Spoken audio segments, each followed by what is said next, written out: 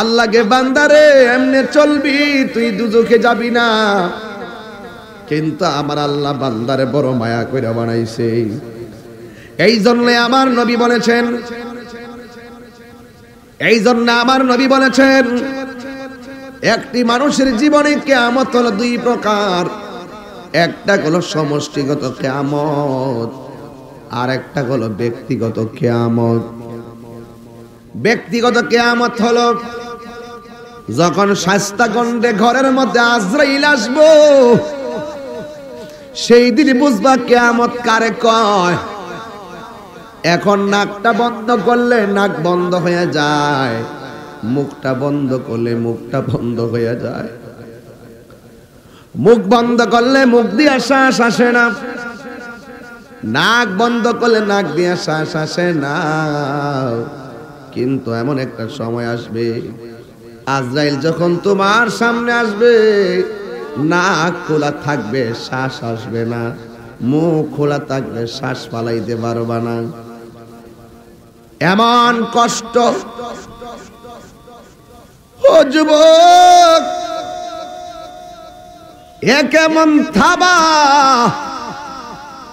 আল্লাহ রাব্বুল আলামিন কুরআনে বলেছেন কাইফা তাকফুরুনা বিল্লাহি ওয়া কুনতুম আমওয়াতান ফাআহইয়াকুম সুম্মা ইউমীতুকুম সুম্মা ইউহয়ীকুম সুম্মা ইলাইহি তুরজাউন।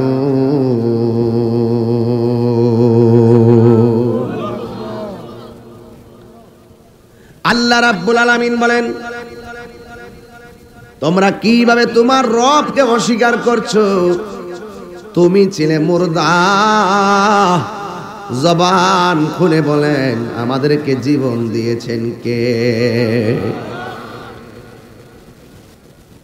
জীবন দেওয়ার পরে আমি এমপি, জীবন দেওয়ার পরে আমি মন্ত্রী, জীবন দেওয়ার পরে প্রধানমন্ত্রী, জীবন দেওয়ার পরে আমি রাষ্ট্রপতি, জীবন দেওয়ার পরে আমি মেয়র, জীবন দেওয়ার পরে উপজেলা চেয়ারম্যান, ভাইস চেয়ারম্যান, জীবন দেওয়ার পরে আমি বক্তা, জীবন দেওয়ার পরে কেউ পীর। এমন জীবনের পথে অনেকে হাজার টাকার মালিক, অনেকে কোটি টাকার মালিক, আবার অনেকে টিনের ঘরের মালিক, অনেকে বিল্ডিং ঘরের মালিক। এ সব কিছু দান করেছেন একজন। জবানটা খুলে বলুন তিনি কে? সব আল্লাহ দিয়েছে। আল্লাহ বলে আমি তোরে ক্ষমতা দিলাম, আমি তোরে পজিশন দিলাম, আমি তোরে মালিকানা দিলাম, মালিক বানাইলাম, টাকার মালিক, সম্পদের মালিক। কিন্তু আমি আল্লাহ তোরে সব মালিকানা আমার আল্লাহ স্তব্ধ করে দিবে একটা থাবার মাধ্যমে। আল্লাহ ডাক দিয়ে কয় সুম্মা ইউমীতুকুম, অতঃপর আমি আল্লাহ তোদেরকে মরণ নামক থাবা দিয়ে সব মালিকানা বন্ধ করে দিনু।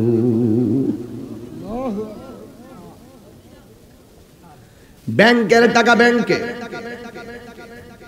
জমিনের ফসল জমিনে, পাতিলের খাবার পাতিলে, কিন্তু তুমি দুনিয়া ছেড়ে চলে যাবে। আমার আল্লাহ বলেন অতঃপর আমি আল্লাহ তোরে মরণ দিমু।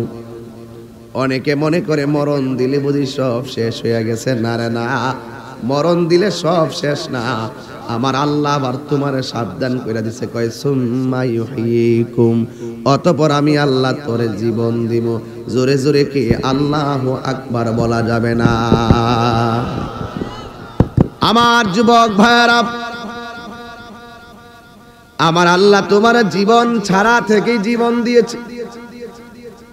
আমার আল্লাহ তোমারে জীবন দেওয়ার পর আবার মরণ দিয়েছে, মরণ দেওয়ার পরে আবার তোমারে জীবন দিব। এই জীবন দিলে তোমার অবস্থা ভয়াবহ হয়ে যাবে। আমার নবীর সাহাবী হযরত ওসমান যুন্নুরাইন রাদিয়াল্লাহু তাআলা আনহু, তিনি নামাজে গেলে আনন্দ করতেন, জিহাদ করলেও মনটা আনন্দ থাকতো, কিন্তু একটা জায়গায় গেলে চোখের পানি ফেলে কান্না করত। ওই জায়গার নাম হলো অন্ধকার কবর। জোরে কি সুবহানাল্লাহ বলা যাবে না? ওমর গো, ও ওসমান, আপনি তো জান্নাতের টিকেটওয়ালা, আপনি তো আমার নবীর দুইটা মাইয়ারে বিয়ে করেছেন, কিন্তু আপনি কবরস্থানে গেলে কেন চোখের পানি ফালায়া কান্দেন?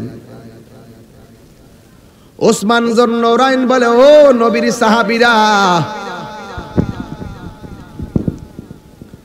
ও নবীর সাহাবীরা, যিনি আমারে টিকিট দিয়েছেন, আমার কোন কর্মের কারণে আমার টিকিটটা কায়রা নিয়ে যাইতে পারে। আমার নবী বলছেন, আখিরাতের প্রথম মঞ্জিলের নাম হলো কবর। এই কবরটা যার ভালো হবে, হাসরের ময়দান তার ভালো হয়ে যাবে। জোরে জোরে কি আল্লাহু আকবার বলা যাবে না? সে যে নামে আজরাইল, সঠিক সময় তোমার ঘরে হইব দাখিল। সে যে নামে আজরাইল, সঠিক সময় তোমার ঘরে হইব দাখিল। কত কাকুতি মিনতি করবা তুমি, রেহাই পাবে না।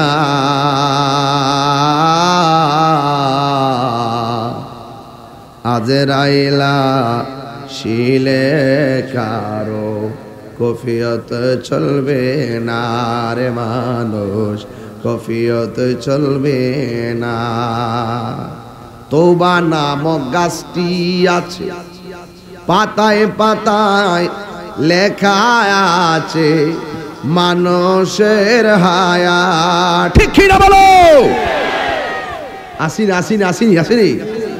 তওবা নামক গাছটি আছে, পাতায় পাতায় লেখা আছে মানুষের হায়া।